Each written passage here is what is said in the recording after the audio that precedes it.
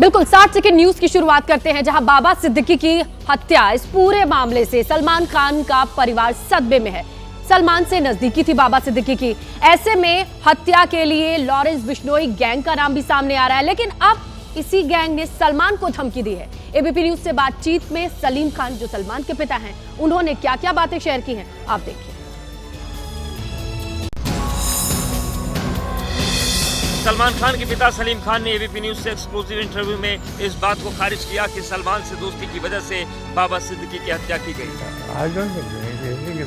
बाबा सिद्दीकी का इसमें क्या काला हिरण मामले में ही लॉरेंस बिश्नोई सलमान खान के पीछे पड़ा है और गैंग ने धमकी दी है कि अगर सलमान बिश्नोई समाज के मंदिर में जाकर माफी मांग लेंगे तो उन्हें माफ कर दिया जाएगा। माफी मांगी जाती है उससे जिसके के साथ आपने कुछ किया हो।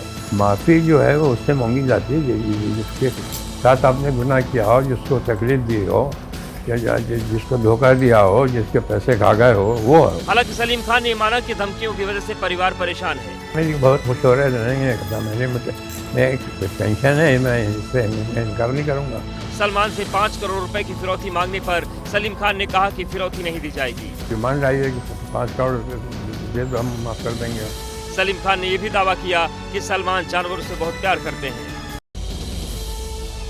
तो देखिए, लॉरेंस बिश्नोई की धमकी और माफी मांगने वाले इस पूरे मामले पर सलीम खान की इस दलील को बिश्नोई समाज नहीं मान रहा है। बिश्नोई समाज अभी भी अपनी इन बातों पे अड़ा हुआ है।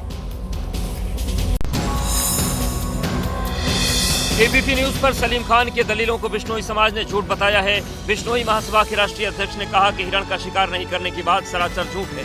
पुलिस और वन विभाग ने उसको पकड़ा है, वो 3 दिन अंदर रहा है, उसका हथियार पकड़ा गया है, उसको सजा सुनाई गई है निचले कोर्टों से।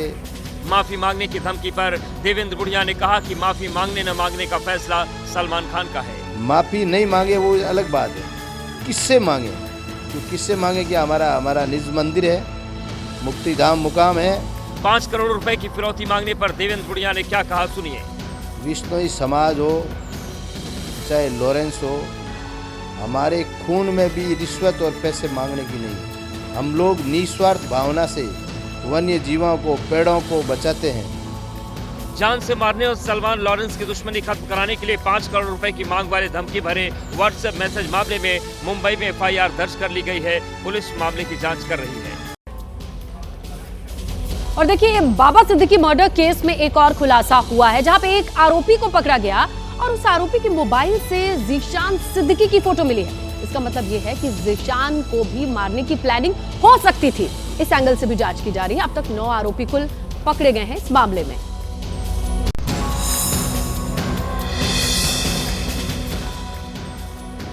बाबा सिद्दीकी हत्याकांड मामले में मुंबई पुलिस ने 5 और आरोपियों को गिरफ्तार किया है। गिरफ्तारी करजत, डोंबिवली और नवी मुंबई से हुई।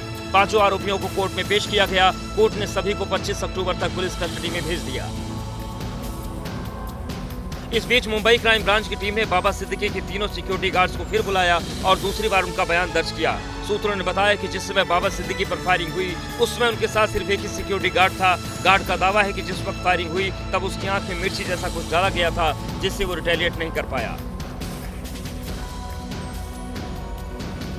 इधर मुंबई क्राइम ब्रांच के 20 अधिकारी हरियाणा के कैथल पहुंचे, जहां आरोपी गुरमेल के गांव से 4-5 युवाओं को पूछताछ के लिए उठाया। गुरमेल ने अपने पुलिस डिस्क्लोजर में इन लोगों के नाम बताए हैं, इसलिए पुलिस ने कार्रवाई की। ये भी खुलासा हुआ है कि बाबा सिद्दीकी की हत्या से पहले ज़ीशान अख्तर पंजाब की जेल में गुरमेल के गांव आया था। ज़ीशान अख्तर भी इस मामले में आरोपी है और वो फरार चल रहा है। और देखिए, बहराइच हिंसा मामले में आरोपियों के खिलाफ कार्रवाई जारी है। इसमें ताजा अपडेट ये है कि 5 आरोपियों को रिमांड पर लिया गया है। इसके अलावा अब्दुल हामिद नाम के शख्स जिस पर आरोप है, उसके घर पर बुलडोजर की कार्रवाई हो सकती है। अब्दुल हमीद के घर पर बुलडोजर चलाने की तैयारी शुरू हो गई है। PWD ने घर पर नोटिस चस्पा किया है। PWD की तरफ से महाराजगंज इलाके में अवैध निर्माण वाले घरों और दुकानों पर नोटिस चस्पा किया गया है, जिसमें राम गोपाल हत्याकांड के मुख्य आरोपी अब्दुल का घर भी शामिल है। बहराइच में महाराजगंज मार्केट में कई जगहों पर लाल निशान लगे हुए हैं। इसको भी बुलडोजर की कार्रवाई से जोड़ दिया गया, लेकिन स्थानीय लोगों का कुछ और ही कहना है। क्यों लाल निशान लगे? यहाँ के जो लोग हैं उनसे बातचीत करेंगे। आपका घर है? जी है। क्या नाम है? केशव शुक्ला। लाल निशान कब लगा? ये 2 साल पहले लगा। किस चीज़ के लिए लगा? ये सड़क की नपाई हो रही थी, उसी में हथकड़ में हटा रहे थे, झोंटा लगा दी थी। हिंसा के 2 आरोपियों के एनकाउंटर को लेकर सियासत अभी भी गर्म है। तो कह रहा है कि हाँ सर हमसे गलती हो गई, हम दोबारा नहीं करेंगे। तो ऐसा दिख रहा था कि कोई नेटफ्लिक्स पर कोई पिक्चर चल रहा है। योगी जी के कानून की राज की चर्चा सर्वत्र सब जगह हो रही, पूरे देश भर में उसकी चर्चा करती है। सरकार बगैर किसी भेदभाव के जो भी संविधान की व्यवस्था है उसके आधार पर हम लोग काम कर रहे हैं। चलिए बात करते हैं झारखंड विधानसभा चुनाव की। एनडीए खेमे से खबर यह है कि सीट बंटवारे पर बात लगभग फाइनल हो चुकी है। बंटवारे को लेकर फॉर्मूला पूरा हुआ है। आजसू के लिए सीटें हो, एलजेपीआर चिराग पासवान के लिए हो, सीटों का फॉर्मूला तय किया गया है। कई दौर की बातचीत के बाद आखिरकार झारखंड विधानसभा का चुनाव मिलकर लड़ने के लिए एनडीए में सहमति बन गई है। सीट तालमेल को लेकर जारी गतिरोध भी खत्म हो गया है। सीट शेयरिंग फार्मूले के मुताबिक विधानसभा की कुल 81 सीट में से बीजेपी 68, आजसू 10, जेडीयू 2 और चिराग पासवान वाली एलजेपीआर 1 सीट पर चुनाव लड़ेगी। परफेक्ट सीट शेयरिंग है और हम जीत रहे हैं, एनडीए सरकार बना रहा। सीट शेयरिंग पर भले ही बात बन गई है, लेकिन ये चुनाव भी पीएम मोदी के चेहरे पर ही लड़ा जाएगा। हालांकि सीट शेयरिंग समझौता होते ही एनडीए को बड़ा झटका लगा। आजसू से उपाध्यक्ष उमाकांत रजक ने पार्टी से इस्तीफा दे दिया और जेएमएम में शामिल हो गए। वो चंदन कियारी से जेएमएम के टिकट पर चुनाव लड़ सकते हैं। उमाकांत रजक ने कहा कि आजसू ने टिकट नहीं दिया तो इस्तीफा देना पड़ा। हालांकि जेएमएम में उनके शामिल होने की चर्चा पहले से थी। चुनाव एनडीए का हिसाब से लड़ना था। प्रधानमंत्री नरेंद्र मोदी जी का नेतृत्व में झारखंड में एनडीए का सरकार बनेगा और इसीलिए गठबंधन होना जरूरी थे। और देखिए, आम आदमी पार्टी के नेता सत्येंद्र जैन को तिहाड़ जेल से जमानत मिली है। कैसे? कोर्ट ने देखा कि ट्रायल जल्द खत्म होने वाला नहीं है, लिहाजा जमानत की जो याचिका है उसे मंजूर की जाती है with terms and condition. Tihar jail के सामने कुछ ऐसा ही नजारा था। आम आदमी पार्टी के समर्थक सत्येंद्र जैन के स्वागत में कई घंटे तक लोग खड़े रहे। मनीष सिसोदिया ने जेल के बाहर निकलते ही गले लगाकर स्वागत किया। सत्येंद्र जैन जेल से बाहर निकलते ही फुल फॉर्म में दिखे। आग का दरिया है, तैर के जाना है। इस दरिया को तैर के पार करना पड़ेगा। आग का दरिया है और जेल जरूर जाना पड़ेगा, ध्यान रखियो।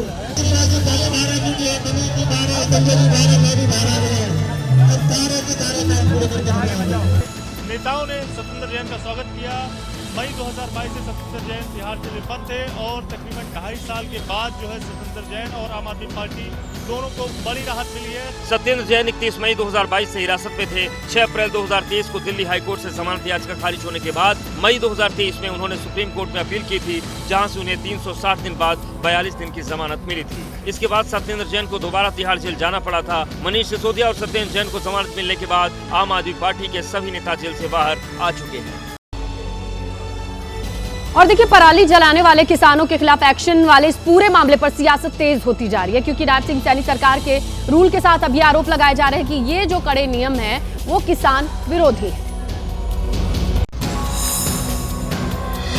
हरियाणा में पराली जलाने के मामले में अब तक करीब 600 घटनाएं दर्ज हो चुकी हैं। कैथल में सबसे ज्यादा मामले सामने आए हैं। रोहतक और अंबाला में भी पराली जलाने के मामले सामने आए हैं। हमारे किसान अगर कोई पराली जलाता है उसको समझाएं। अगर कोई भी इंस्ट्रूमेंट की आवश्यकता है, सब्सिडी के ऊपर हम उपलब्ध करा रहे हैं, कोई दिक्कत नहीं है। पराली जलाने वाले किसानों को लेकर सरकार के फैसले पर कांग्रेस सवाल उठा रही है।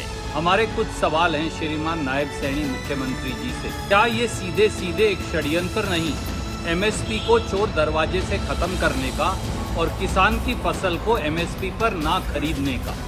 पराली अगर किसान ना जलाए तो विकल्प क्या है? इस बीच पंजाब के सीएम भगवंत मान ने पराली के मुद्दे पर पीएम मोदी से सभी राज्यों के मुख्यमंत्रियों की मीटिंग बुलाने की अपील की है। प्रधानमंत्री जी अगर यूक्रेन का युद्ध रुकवा सकती हैं तो यहाँ का धुआं नहीं बंद करवा सकते, बैठाओ। पराली जलाने को लेकर सुप्रीम कोर्ट, केंद्र सरकार के panel commission for air quality management के साथ साथ पंजाब और हरियाणा सरकारों को फटकार लगा चुका है। और देखिए, इस वक्त बड़ी खबर मिल रही है। दिल्ली में महायुति की बैठक से जुड़ी ये बड़ी खबर। अमित शाह के घर पर बैठक, जहां सीटों पर सहमति बनी। आपको बताएं, बीजेपी के लिए 151 सीटों पर चुनाव लड़ने की खबर आ रही है सूत्रों के हवाले से।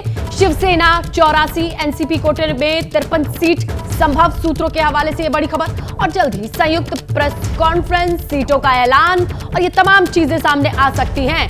एंटी इनकम्बेंसी वाली सीटों पर अदला बदली की भी रणनीति पर सहमति की खबर मिल रही है। नीरज पांडे हमारे सहयोगी फोन लाइन पर मौजूद है, उनसे ज्यादा डिटेल लेते हैं। नीरज, किस तरीके से ये फॉर्मूला और दूर से देखने में इस फॉर्मूले से क्या कुछ चीजें रिफ्लेक्ट हो रही हैं?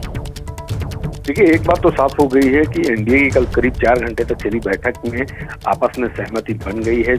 सूचना ये आ रही करीब 151 सीटों पर भारतीय जनता पार्टी चुनाव लड़ सकती है। पिछला चुनाव 2019 में भारतीय जनता पार्टी करीब 168 सीटों पर लड़ी थी, लेकिन चूंकि इस बार गठबंधन में एक और दल शामिल हो गया है एनसीपी, इसलिए थोड़ी सी उनको कम सीटों पर संतोष करना पड़ रहा है। और चूंकि भारतीय जनता पार्टी इस समय बड़े भाई की भूमिका में है, इसकी वजह से भाजपा नहीं चाहती कि किसी भी तरह से महाराष्ट्र में एनडीए में किसी तरह की कोई खटपट हो। आपको बता दूं करीब 240 ऐसी सीटें थी जिन पर पार्टी तीनों दल बैठकर पहले ही सहमति कर चुके थे, लेकिन 48 सीटों पर सहमति नहीं बन पा रही थी, जिसको लेकर कल गृह मंत्री अमित शाह के आवास पर एक बड़ी बैठक हुई। उस बैठक में उन सब मुद्दों को रखा गया और इस बात पर भी सहमति बनी कि जिन सीटों पर जिस पार्टी की एंटी इनकम्बेंसी है एनडीए के आपस के दलों के साथ, उन सीटों को शेयर किया जाए, अदला बदली की जाए, ताकि एंटी इनकम्बेंसी को दूर किया जा सके और दूसरी पार्टी के कैंडिडेट को वहां उतारा जा सके, जिससे एंटी इनकम्बेंसी दूर की जाए। फिलहाल ये अभी चर्चा जो हमें आंतरिक सूत्रों से पता चली, उसके अनुसार 151 सीटों पर भारतीय जनता पार्टी चुनाव लड़ सकती है, 84 सीटों पर शिवसेना चुनाव लड़ सकती है और करीब 53 सीट ऐसी हैं जिन पर एनसीपी अजीत पवार गुट चुनाव लड़ सकता है। और ये तीनों इसकी जो ऑफिशियल प्रेस कॉन्फ्रेंस के जरिए घोषित किया जाएगा सीट शेयरिंग का फार्मूला, वो मुंबई में किया जाएगा। वो आज किया जा सकता है या कल हो सकती है घोषणा, लेकिन आज से कल तक में भारतीय जनता पार्टी न सिर्फ फार्मूले की घोषणा कर देगी बल्कि सीटों की भी घोषणा कर देगी। बिल्कुल नीरज, ये बहुत बड़ी बात है और जिस तरीके से सीटों का बंटवारा और ये फॉर्मूला अपने आप में बड़ा पेचीदा है। खासकर अगर महाराष्ट्र इलेक्शन की बात करें तो पिछले इलेक्शन से इस इलेक्शन के बीच में हर एक राजनीतिक दलों के पास बढ़ी हुई राजनीतिक दलों की संख्या और उनके साथ उन्हें समन्वित करके सीटों के बंटवारे का फॉर्मूला एक पेचीदा प्रोसेस था जिसे एनडीए की ओर से पूरा किया गया। नीरज, शुक्रिया तमाम जानकारी के लिए। चलिए आगे बढ़ते हैं नमस्ते भारत में अगले सेगमेंट की ओर। बाजार का क्या है हाल, आपको बता देंगे। करवा चौथ से पहले सोने के दाम में फिर उछाल आया है। शुक्रवार को 22 कैरेट 10 ग्राम सोने का भाव 72,560 रुपए रहा। वहीं गुरुवार को 22 कैरेट सोने का रेट 72,550 रुपए था, तो 24 कैरेट सोने की कीमत शुक्रवार को 77,410 रुपए प्रति 10 ग्राम रहा है। शुक्रवार को चांदी 683 रुपए महंगी होकर 92,283 रुपए प्रति किलो पर पहुंची। गुरुवार को चांदी की अगर बात करें तो 91,600 रुपए पर थी। चांदी की ऑल टाइम हाई की बात करें तो 94,280 रुपए प्रति किलो, जो उसने 29 मई 2024 को बनाया था। फाइनेंशियल क्राइसिस से जूझ रही एडटेक कंपनी बायजूस दिवालिया हो गई है। 2 साल पहले 22 अरब डॉलर की कंपनी थी, वैल्यू जीरो हो चुकी है। सबसे बुरे दौर में होने के बाद भी कंपनी के फाउंडर बायजू रविंद्रन ने वापसी करने का वादा किया है। त्योहारों के सीजन में प्याज की कीमतों को कंट्रोल करने को लेकर सरकार ने बड़ा फैसला लिया। प्याज की हाई डिमांड वाले शहरों में स्पेशल ट्रेन चलाई जाएगी। पहली कांदा एक्सप्रेस ट्रेन 20 अक्टूबर को दिल्ली पहुंचेगी, तो दूसरी कांदा लखनऊ, तीसरी कांदा एक्सप्रेस नॉर्थ ईस्ट के राज्यों के लिए चलाई जाएगी। भारत का विदेशी मुद्रा भंडार 11 अक्टूबर को खत्म हुए सप्ताह में 10.746 बिलियन अमेरिकी डॉलर से घटकर 690.43 बिलियन अमेरिकी डॉलर रह गया। हार के समय में भंडार में सबसे बड़ी गिरावट का एक नमूना है। इसी बीच बड़ी खबर आपको बताएं, बाबा सिद्दीकी हत्याकांड से जुड़ी बड़ी अपडेट सामने आ रही है और आपको बताएं कि बाबा सिद्दीकी के इस हत्याकांड को लेकर के जो बड़ी अपडेट है वो हम आपके सामने रखे। लगातार जिस तरीके से जांच आगे बढ़ रही है, सिद्दीकी के साथ मौजूदा पुलिस सुरक्षा गार्ड थे, उनको भी निलंबित किया गया है। आपको बताएं, बाबा सिद्दीकी के साथ मौजूद जो उनकी सिक्योरिटी के लिए गार्ड थे, जिनका नाम श्याम बताया जा रहा है, उन्हें भी निलंबित किया गया। फायरिंग के दौरान बचाने की कोशिश नहीं की, जो सिक्योरिटी गार्ड का अपना काम है, और इस मामले में अब इंटरनल इन्वेस्टिगेशन चल रही है। आखिरकार वो गार्ड जिनका काम था कि वो बाबा सिद्दीकी को गार्ड करें, वो अपना काम क्यों नहीं करते हैं? ऐसे में उनको निलंबित किया गया। इसके अलावा इंटरनली इस पूरे मामले को अब जांचा जा रहा है, परखा जा रहा है। आखिर किन परिस्थितियों में फायरिंग के बावजूद भी सुरक्षा के लिए तैनात किए गए गार्ड अपना काम नहीं करते हैं या नहीं कर पाते हैं? इस पूरे मामले में बहुत सारी चीजें अब सामने आ रही हैं। इंटरनल कैसे परखा जाए, इसके लिए एक इन्वेस्टिगेशन चलाई जा रही है।